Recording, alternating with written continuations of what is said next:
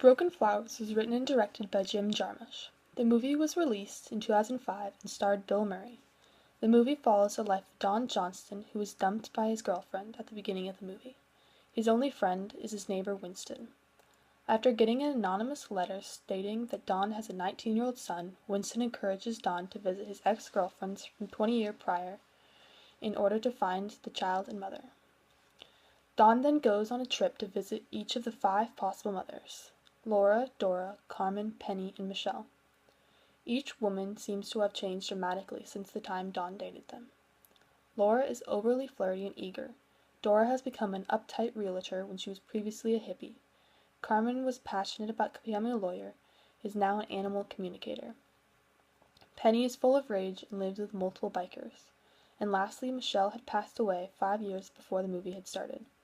In the end of the movie, Don gets another letter from the girlfriend that had broken up with him at the start of the movie. The letter is similar to the first letter. Don is now not sure whether the whole quest has been a hoax, but when he goes to his favorite restaurant, he sees a young man he had seen earlier at the airport, and believes he is the son he has been looking for, so he buys him a sandwich. After confronting the suspected son, the young man gets spooked and runs away from Don. A car drives by with Bill Murray's actual son as the passenger, and the movie ends. An important factor in Broken Flowers was the significance on colors. Specifically, the color pink was used many times throughout the film. It was the color of the first and second letter, Laura's nightgown, Dora's business cards, Penny's old typewriter in her yard, the ribbon on the young man's backpack, and the color of all the flowers Don gave to his previous girlfriends. Pink is usually a color that represents being feminine and delicate. We see a sort of development between the different ex-girlfriends he visits: Laura, who he ends up sleeping with, and Penny, who has him knocked out and left in a field. For Laura and Dora, pink is something they use every day, representing they are still in touch with their feminine and delicate side. While Penny's object is pink is a broken old typewriter in her yard, as though she is saying she is no longer delicate or feminine, which we see it as she is living with a group of bikers. The color pink flows through the movie and appears in many scenes in order to set its importance. The end of the movie was disappointing.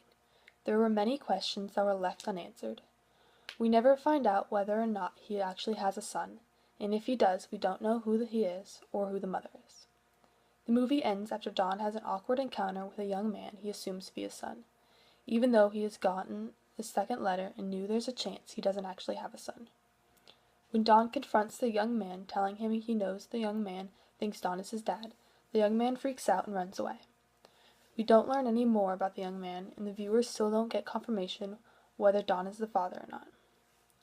It has made me feel as though the whole movie was wasted because the big question from the beginning of the film was not answered after the journey Don went on.